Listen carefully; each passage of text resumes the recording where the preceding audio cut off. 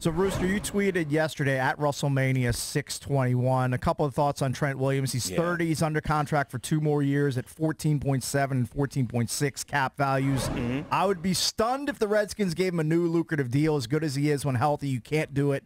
The end. So your thoughts are pretty cut and dry on Trent Williams. You don't think they're going to find new cash to give him? I think they will. I think they'll find some. So I think after I tweeted that, and that was more heat of the moment, kind of right off the practice field, and I do believe that we're not looking at a 5-6 year type, $78 million type deal, or, even more in terms of the funny money with $45-50 million in fully get.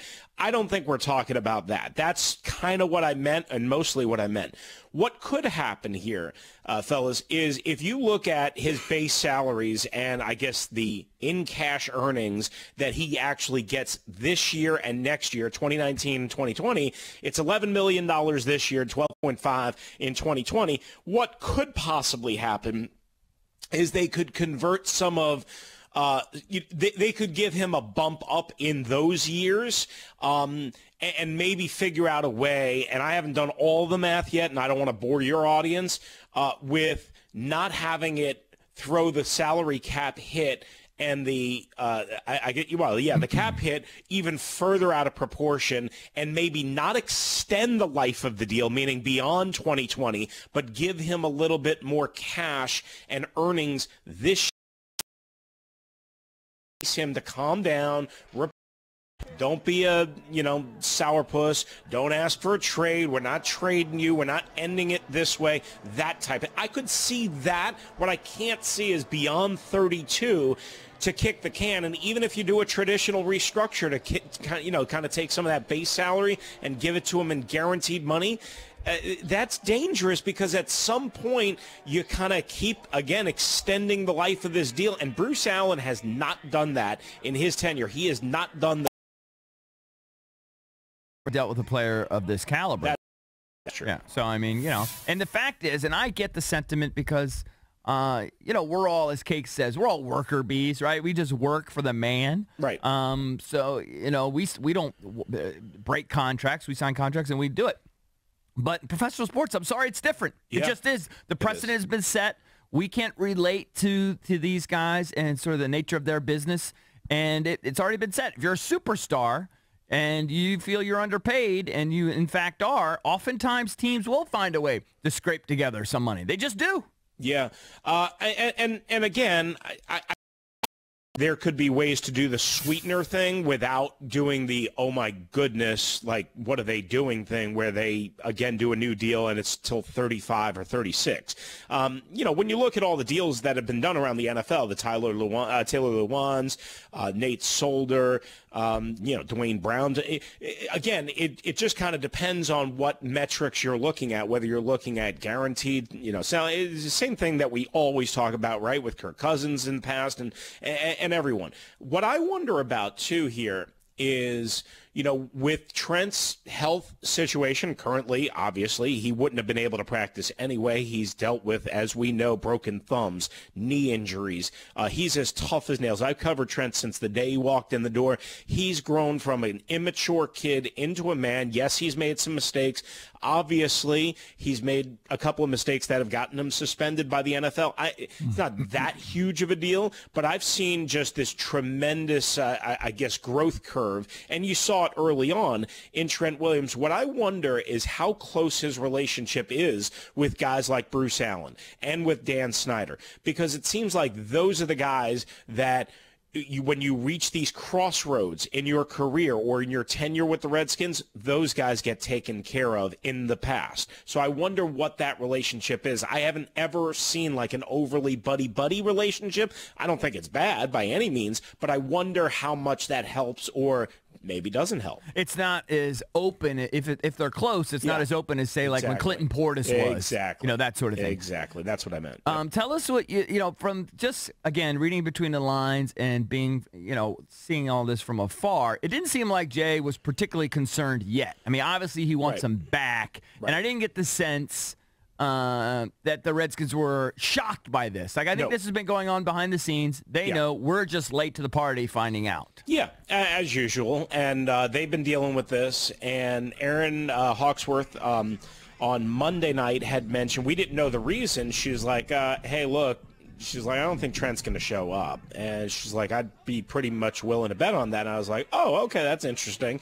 And I thought about it, and I said, well, what, I figured, well, he just didn't want to be bothered because there's nothing for him to gain here. So I didn't even think really about the contract because, again, he's got 2 years left. Usually a guy starts squawking about the contract with a year left remaining. But so there's some mess to clean up here because if you're the Redskins, you're like, well, wait a second.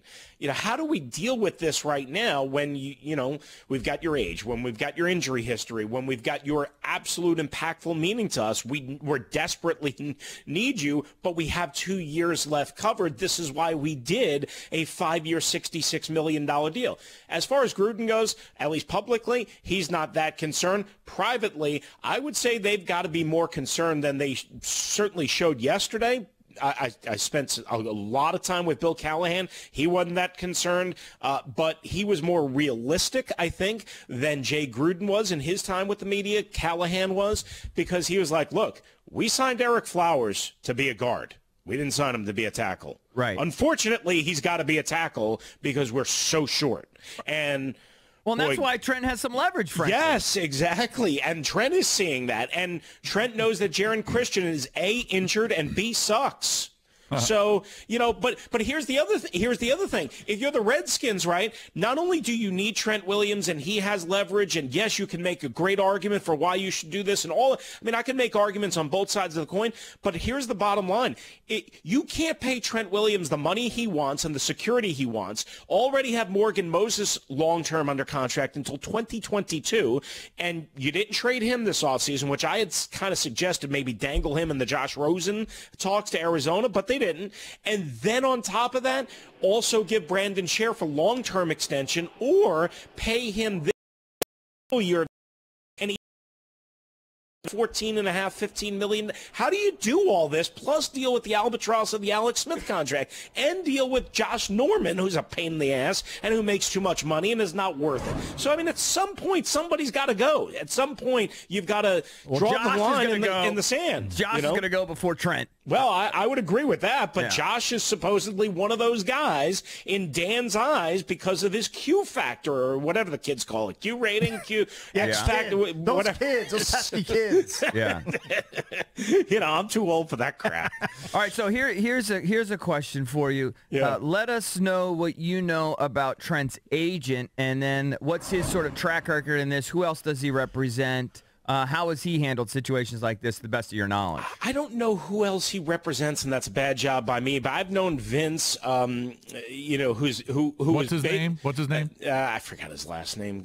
Vince is his first name. I got to look it up. I'll look it up. He's been with Trent since day one, but he was basically like his handler, almost like his assistant agent, the guy that looked out for him. That's a guy I have always dealt with, but then he eventually became his main agent. And I reached out to him. I haven't talked to him in a while just because I don't do the beat stuff anymore. Reached out to him. Yes, he ain't gotten back. Trent hasn't gotten back. And not a surprise, okay? But here's the bottom line.